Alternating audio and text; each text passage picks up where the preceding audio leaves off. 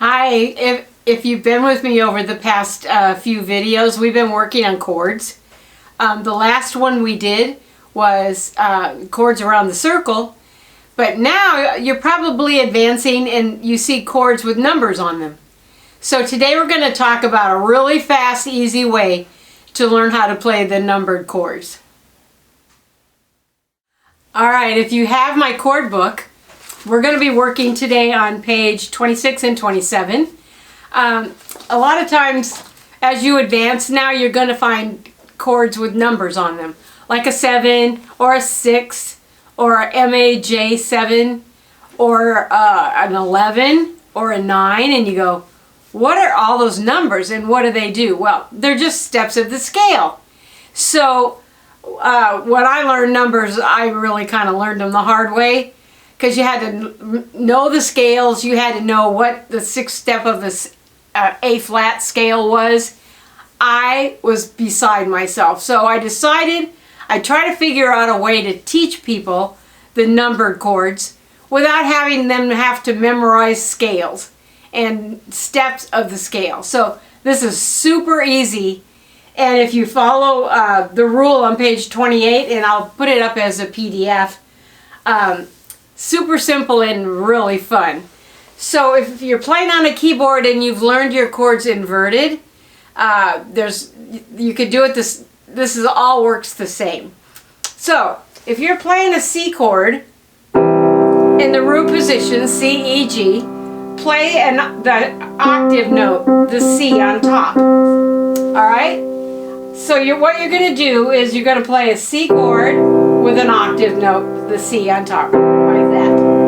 Alright, so C, E, G, and C. Now, if you look, it says the hardest part is over. This part is a snap. So the number chords mean to add a note to the original 3-note chord. It makes the chord 4 notes. Alright, so it says the rule. The hard way is to add the 7th step of the scale. Well, finding the 7th step of a B flat scale might be a little time consuming, or you have to look it up, or you have to get one of those big long charts out and look at the dots and see what notes to play.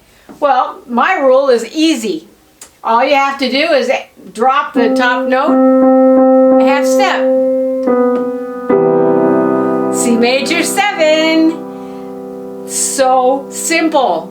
Now, if you don't see C major 7 very much, but you see C7 all the time.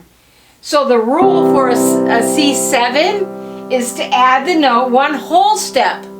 So you go down a half and another half. There you go, C7. Alright, C6 is a half step below that. Done. Alright, if I play an F chord, put the F on top, major 7, half step below, dominant 7 is called, or just plain old F7 is a whole step, and 1 more step down, 3 half steps from the root, is a 6. Now, if the chord's inverted, super simple too. If you're playing a C chord, G, C, E, look at my chord, see the big space and the little space? Find the root note, C, which is the easiest note to find. No matter what inversion you're in, the C is going to be where you start. So all the notes in that big space are the numbered chord of the numbered notes of the chord. So a half step, C major 7, a whole step, C7, and another half step, C6. It's that simple. So on page 27 it says numbered chords practice sheet. So it says C chord, G, C, E, add the B flat, add the A. But you really don't even need to look at that if you just remember the half steps. Here's an F chord, A, C, F. Half step, major 7, 7, 6.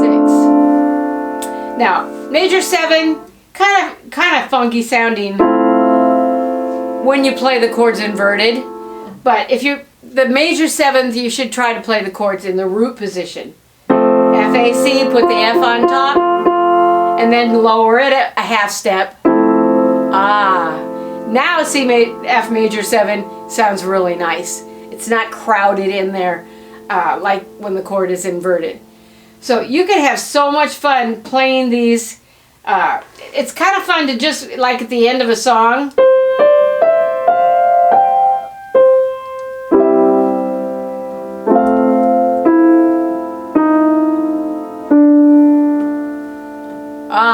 end on a 6. You can end a song on a C major 7, on a major 7. You can end a song on a 6. But the 7th chord, you can't end the song on that chord because it just has to go somewhere. So on the next page it says, where do 7th chords go? 7th chords go to the right on the circle. So if you play a C chord and a C7, add the 7, the next chord's F. See? So remember we talked about chords have to go somewhere? Well, the 6th and the major 7th don't have to go somewhere. But the 7th chord has to. So 7th chords go to the right on the circle. So you can go all the way around the circle. C, add the 7th, goes to F. Add the 7th, goes to B flat. Add the 7th, goes to E flat. And you can work your way all the way around the circle to the right. So get your circle out and you can practice that. So numbered chords, and we'll talk about 9th chords and 11th chords later. But if you learn the simple little trick, you'll be able to play the numbered chords really easy. So you could go on our website, sacmusicgroup.com, and buy all my books. I have we're using the first aid chord kit book, and it comes with 2 videos that explains all of this. So if you're playing chords on a keyboard or on a piano, it's kind of fun to, now you're at the point where you can add those numbers. So it's like going from a paint by number, you know how you used to buy them in a box and you'd follow the numbers, and the picture looks pretty good. That's basic chords. But then you all of a sudden you start doing watercolors and oils and painting whatever's in your head. That's what the number chords are going to do. They're going to add color and just structure to your songs that it just makes it sound more advanced. And you'll sound like a pro, but you got to practice first. Okay? So we'll see you at the next video and practice these chords.